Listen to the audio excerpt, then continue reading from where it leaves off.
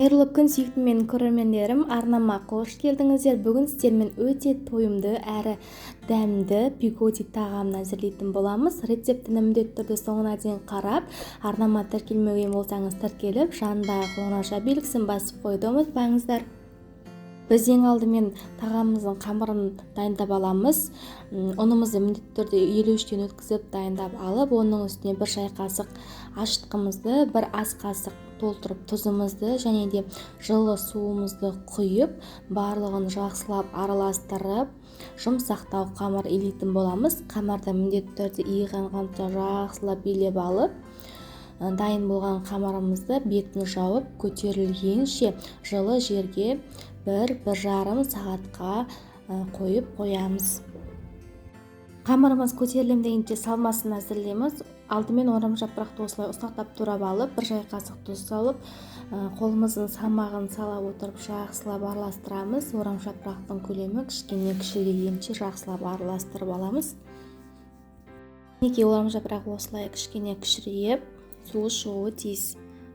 Бұл кезекте тартылған етіміздің үстіне ұсақтап туралған пиязымызды саламыз.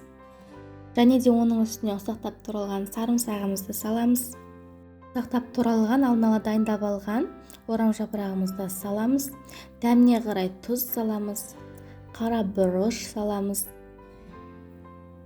Және де дәміне қарай кориандр қоссаңыздар болады. Менде кориандр болмағандықтан бір шай қасықтай паприка қосып, барлығын жақсылап араластырып алдым. Осымен біздің салмамыз дайын.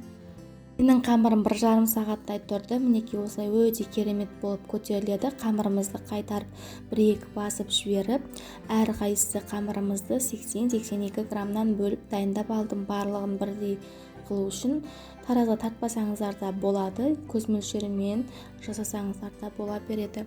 Бөліп алған әрбір қамырымызды осылай дөңгелек пішінге келтіріп, барлығында бір қалыпты етіп дөңгелетіп, міндетті түрде бетін целлофанмен жауып отырамыз, қаяусыз қалмау үшін. Содан соң қамырымызды бір-бірден алып, шайып бастаймыз. Менің көрермендерім, егер арнама тіркелмеген болсаңыз, міндетті түрде менің арнама тіркеліп, жанындағы қоңырау белгісін басып қойды ұмытпаңыздар. Сол кезде сіз менен шыққан әрбір видеоны бірінші болып қарайтын боласыз. Қамырымызды қатты жұқа емес, қатты қалың да емес, орташа көлемде жайып дайындап аламыз. Қатты салмақ салудың қажеті жоқ, оқтауды жүргізе отырып шайсаңыздар сол жеткілікті. Содан соң арасына толтырып салмасын салып, қамырымызды осылай екі шетінен кезек-кезек алып келе отырып, түйіп дайындап аламыз. Видеоны қайта-қайта көріп жасасаңыздар барлығы да оп-оңай, тез үйреніп алатын боласыздар.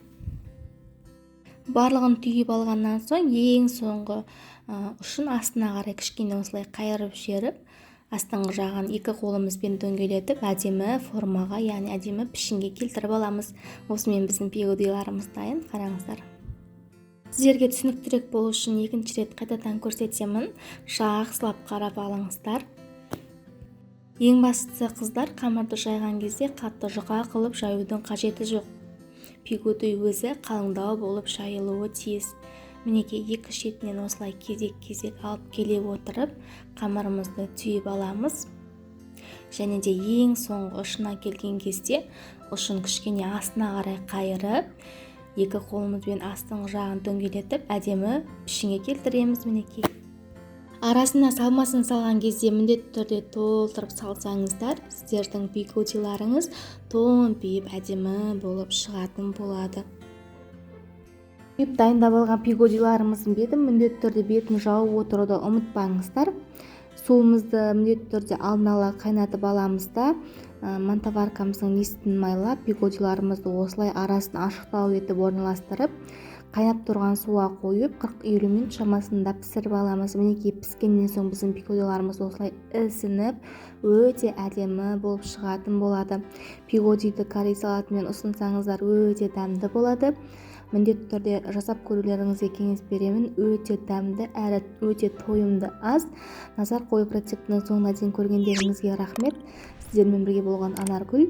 Арнама тіркелмеген болсаңыздар тіркеліп, жанындағы қоңырау белгісін басып, лайк басып, комментарий жазып қойды ұмытпаңыздар. Ол мен үшін өте маңызды.